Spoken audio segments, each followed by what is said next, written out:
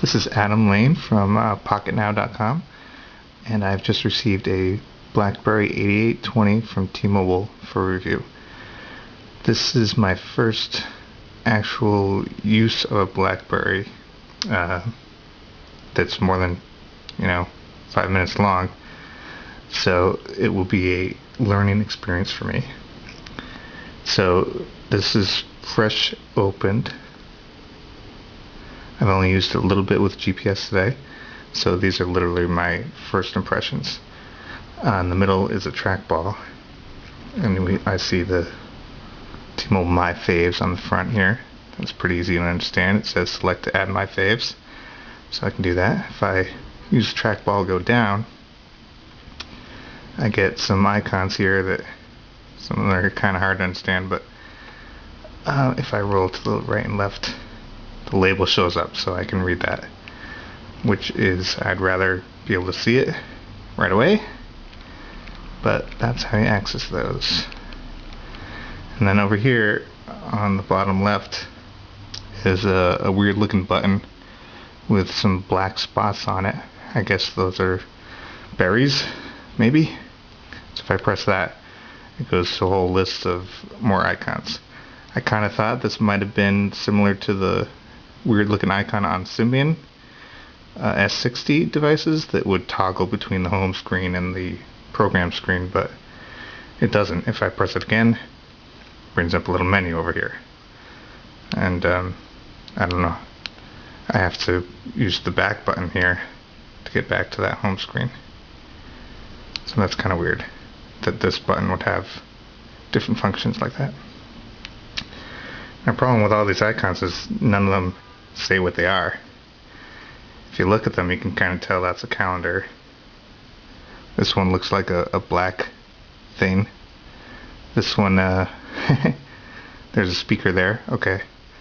Well, it turns out you have to use this trackball to scroll through and then read what it says at the bottom to understand what the icon means. So this isn't very easy. I actually tried to switch applications in the car while out at a stoplight on the way home, and this trackball, you can't actually feel how many items it scrolls across.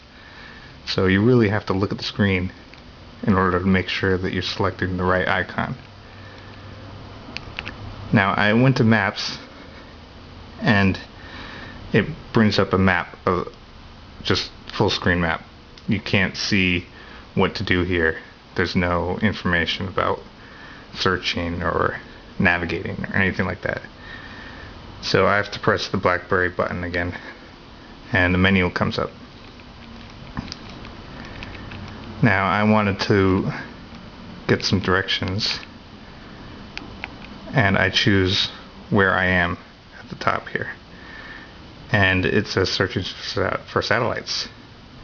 But if you leave this here for like a couple hours or so, it won't do anything. So you actually have to type in an address, and then you can type in your destination, and it makes this purple line. But if you go to GPS navigation mode, searching for satellites again, it will actually find satellites if I wasn't indoors. But the directions only start from where you specified the address, and it doesn't recalculate when I move somewhere. Nor does it give me any voice prompts about which way to go. So it's really not that useful. There's not many other options here either. And there's a lot of scrolling. One thing I did find was if I type a letter, it'll jump to that item in the menu. But if there's two H's, you gotta type it twice to find the one you want. You can't just memorize a certain letter and know that it'll activate that. Also, it's not even being activated, it just jumps to that item. I still have to press the middle of the trackball to activate it. So that's about it for now. I have not even plugged this in to sync it or set up email or anything like that. Until next time.